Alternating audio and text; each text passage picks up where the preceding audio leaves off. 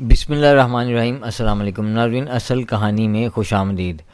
جیسا کہ ہم نے آپ کو پچھلی 2 ویڈیوز میں جو ملک کے حالات چل رہے ہیں اس پروٹیسٹ کو، احتجاج کو لے کر جو پی ٹی آئی کر رہی تھی، لیکن پھر جو گورنمنٹ کی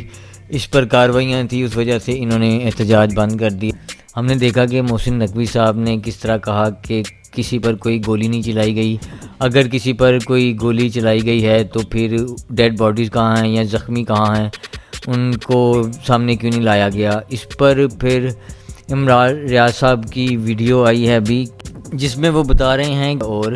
متی اللہ جان جو ہیں وہ غائب ہیں۔ اب وہ کسی جو ہے ایف آئی آر کی وجہ سے اریسٹ ہیں یا ان کو اغوا کر لیا گیا ہے، یہ بات تو بھی سامنے نہیں آ رہی، اور ان کا قصور یہ بتایا جا رہا ہے کہ وہ ان جو محسن نقوی صاحب کا بیان تھا اس پر انہوں نے جو لوگ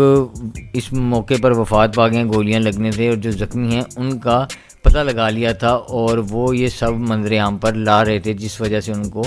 اب اغوا کر لیا گیا ہے یا گرفتار کر لیا گیا ہے۔ یہ تو وہ آئیں گے تو پتہ چلے گا۔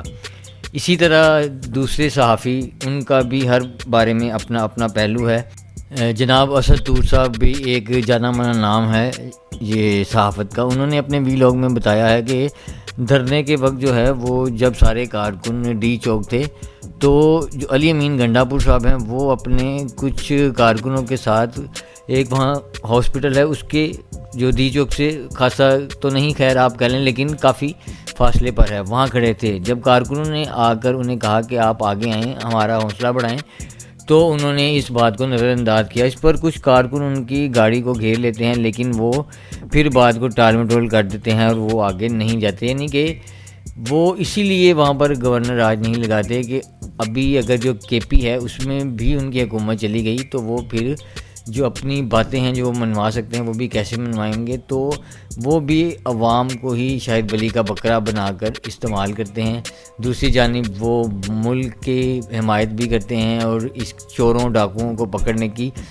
باتیں بھی کرتے ہیں، لیکن آگے بھی نہیں آتے کیونکہ وہ تو لیڈر ہیں، ان کو عوام کے آگے ہونا چاہیے۔ اسی طرح ایک اور بہت مشہور صحافت کا جناب حامد میر صاحب،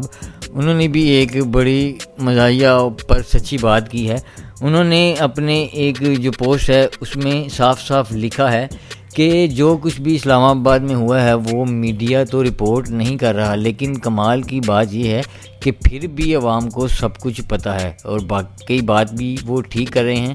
کہ میڈیا پر پتہ نہیں کس کس طرح کی پابندیاں اور کس کس طرح کی ان پر مشکلات ڈائی جا رہی ہیں، ہر چیز کو کور کرنے کے لیے یا وہ باتیں سامنے لانے کے لیے کہ جو منظر عام پر آئیں تو انتشار نہ پھیلے۔ تو اس طرح خیر عوام میں انتشار تو نہیں پھیلے گا، لیکن لوگ بدظن ہو جائیں گے اپنے حکمرانوں سے اور اپنے جو بھی ادارے ہیں ان سے کہ وہ جو ہے سچ ان تک نہیں لاتے، اور جو صحافت ہے وہ بھی جیسے بک چکی ہے۔ تو ہماری تو یہی کوشش ہے کہ سچ بولا جائے اور کوشش کی جائے کہ جو غلط ہے اس کو درست کیا جائے، نہ کہ اس کو چھپایا جائے اور اس پر پردہ ڈالا جائے صرف کچھ لوگوں کے مفاد کی خاطر۔ تو جو کچھ یہ سب صحافی لوگ کہہ رہے ہیں، اب پتہ نہیں یہ سب کچھ سچ حقیقت ہے یا جو حکومت اپنے بیان دے رہی ہے وہ حقیقت ہے، یہ تو اللہ تعالیٰ یا وہ بیان دینے والی پارٹیاں ہی جانتی ہیں۔ اسی کے ساتھ ہم کو اجازت دیجیے، اور مزید ایسی ویڈیو دیکھنے کے لیے چینل ضرور سبسکرائب کریں۔ شکریہ۔